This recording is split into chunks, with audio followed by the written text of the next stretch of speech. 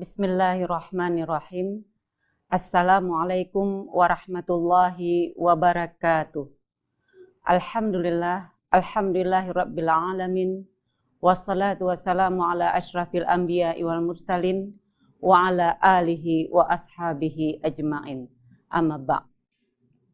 Pemirsa Kompas TV yang dirahmati Allah dimanapun berada, pada kesempatan yang berbahagia ini, saya akan mengangkat tema yang cukup menarik untuk terus kita bahas, yaitu masalah ibadah haji dan pencapaian haji mabrur. Pemirsa sekalian, sebelum kita membahas lebih lanjut hal-hal yang berkaitan dengan ibadah haji dan bagaimana cara pencapaian haji mabrur, maka sebaiknya terlebih dahulu kita harus memahami apa sebenarnya yang dimaksud dengan haji tersebut. Jadi kalau kita lihat, asal kata haji itu berasal dari bahasa Arab, yaitu al-hajju, yang berarti secara bahasa, artinya itu adalah al-qasdu. Qasdu ini artinya sengaja.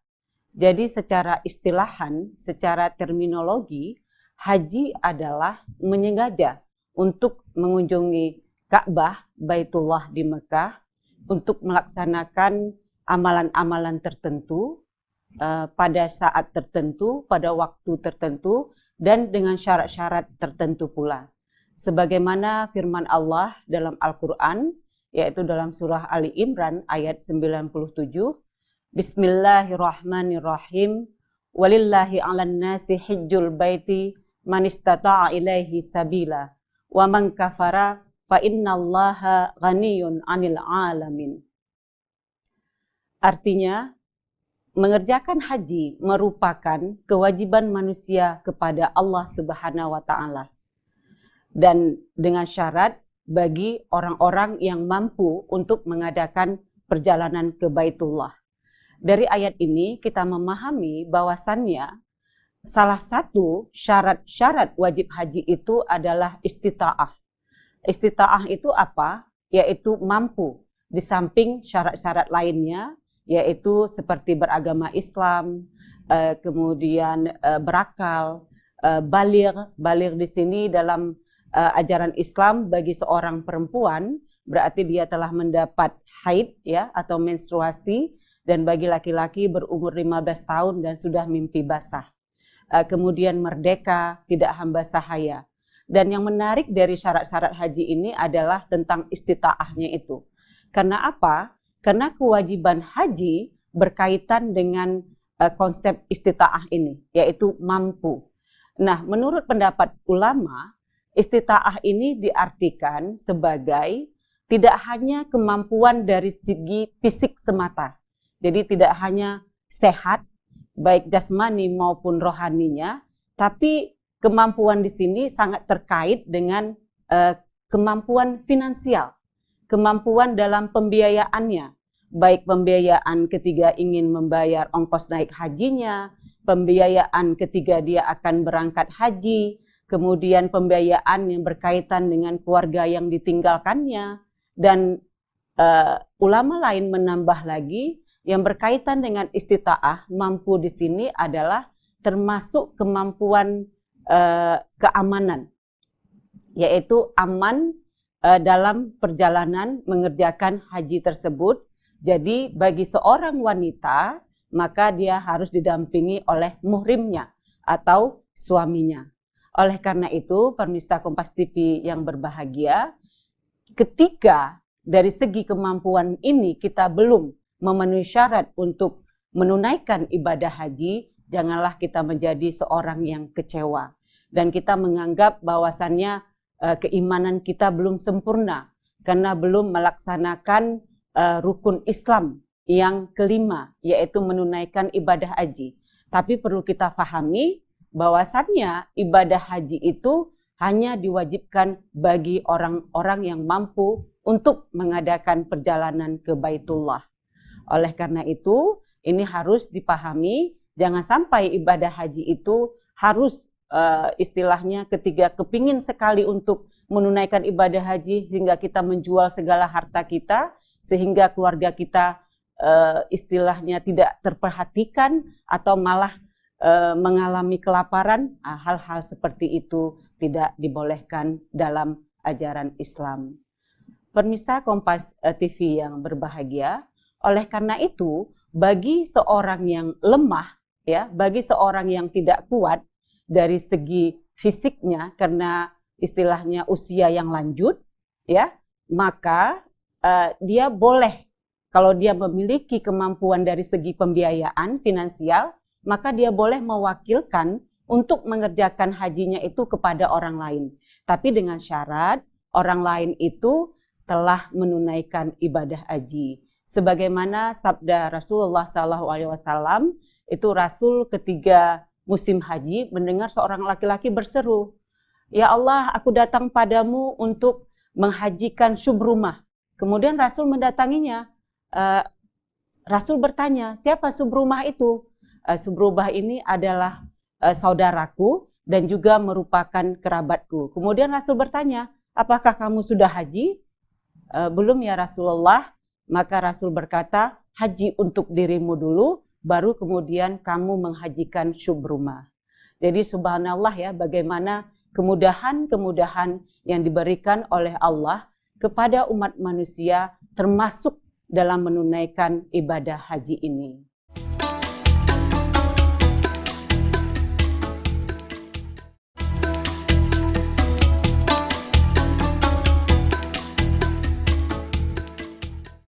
Pemirsa Kompas TV yang dirahmati Allah dimanapun berada, di sisi lain ketika kita melihat sejarah tentang kita memahami bahwasannya napak tilas tentang sejarah disyariatkannya haji itu bukan saja merupakan napak tilas kehidupan Nabi Muhammad SAW, tapi ini merupakan kesinambungan sejarah yang telah disyariatkan pada masa Nabi Ibrahim alaihissalam dan keluarganya. Oleh karena itu, ketika kita melaksanakan rangkaian ibadah haji, maka dalam diri kita jangan hanya punya niat, hanya sah ibadah hajiku ini. Tapi yang paling penting juga adalah apa makna rangkaian-rangkaian kegiatan ibadah haji yang kita lakukan itu, gitu. Misalnya ketika kita mengerjakan rukun ibadah haji yang merupakan kita ketahui sah tidaknya haji itu tergantung kepada rukun haji ini, gitu ya. Misalnya yang pertama tentang ihram. Nah, berbicara tentang ihram, maka di sini kita disuruh untuk memakai baju ihram yang khusus, yaitu berwarna putih yang sederhana, bagi laki-laki tidak berjahit, gitu ya. Sebenarnya kenapa kita diperintahkan untuk memakaian berwarna putih ini? Tidak boleh warna merah atau hijau atau hitam atau yang lainnya, gitu. Makna dari pakaian khusus ketiga ihram itu adalah agar setiap manusia itu menanggalkan segala perbedaan, ya. Kemudian menghapus segala keangkuhan yang ada pada dirinya, yang merasa hebat karena memiliki status sosial yang berbeda dari manusia lainnya. Nah, oleh karena itu, ini akan berpengaruh ketika nanti seseorang akan menjemput ajalnya. Ketika dia memakai baju ihram, sudah menerapkan dalam dirinya bahwasannya dia telah melepaskan segala sifat keangkuhannya itu, maka dia akan mudah dalam kembali kepada Tuhannya. Makna inilah yang harus dipahami oleh para jemaah haji, jangan sekedar mengikuti ritualnya saja. Kemudian kita lihat bagaimana disyariatkannya ketika kita disuruh untuk melaksanakan tawaf, yaitu keliling, ya, mengelilingi Ka'bah secara bersamaan. Apa sebenarnya makna yang ingin diungkapkan dari rangkaian ibadah tawaf ini, gitu ya. Sebenarnya kita disuruh untuk meninggalkan segala keegoan kita. Jadi ketika kita bersama mengelilingi Ka'bah, itu kan kita merasa ini loh aku, gitu. Itu semua aku itu harus bersatu menjadi kita, kemudian membentuk totalitas yang menjadi umat manusia yang tujuannya itu sama, yaitu untuk mendekatkan diri kepada Allah. Oleh karena itu, ketika kita melaksanakan tawaf, ketika masih ada ego di dalam diri kita, maka kita tidak termasuk dalam lingkaran orang yang melaksanakan tawaf tersebut. Termasuk juga ketika kita mengerjakan sa'i, yaitu berlari-lari kecil antara Safa dan Marwah. Sebenarnya mana apa yang ingin disampaikan dari kewajiban ini, gitu ya? Kita mengetahui sejarahnya bahwasannya sa'i, yaitu berlari kecil antara Safa dan Marwah, itu ingin menunjukkan bagaimana bertanggung jawabnya seorang wanita, seorang ibu yang ketiga ditinggalkan di dalam gurun pasir yang panas, ya, panas terik, tidak ada apa-apa, kemudian baru melahirkan anaknya yang bernama Ismail. Dia harus berjuang agar anaknya ini tetap hidup untuk mencari air yang merupakan sumber kehidupannya. Dan ini merupakan suatu perjuangan yang luar biasa bagi seorang ibu yang sendiri di gurun pasir itu. Oleh karena itu, bagi jemaah haji yang melaksanakan sa'i, ini nilai ini yang harus diterapkan pada dirinya. Apalagi dia merupakan seorang ibu, dia harus menjadi seorang ibu yang bertanggung jawab terhadap keberhasilan, terhadap kesuksesan anak-anaknya.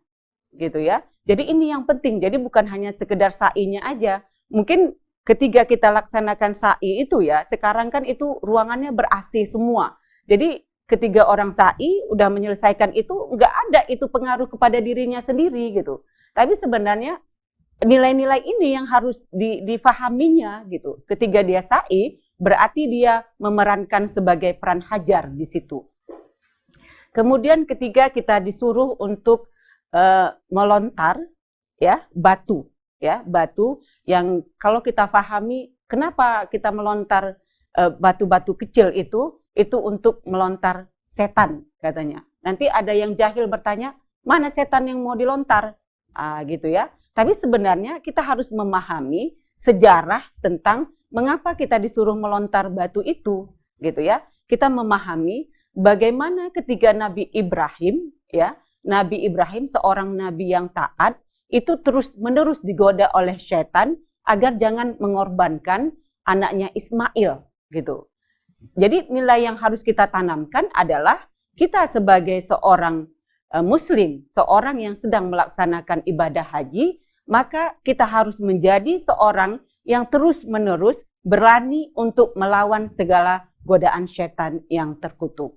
Jadi subhanallah, bagaimana kita memahami bahwasannya rangkaian-rangkaian ibadah haji itu sebenarnya bukan hanya sekedar ritual atau rangkaian ibadah biasa saja, tapi sebenarnya esensinya adalah makna yang terkandung ketika kita melaksanakan rangkaian-rangkaian ini, yang semuanya itu harus berpengaruh untuk merubah perilaku kita menjadi lebih baik lagi.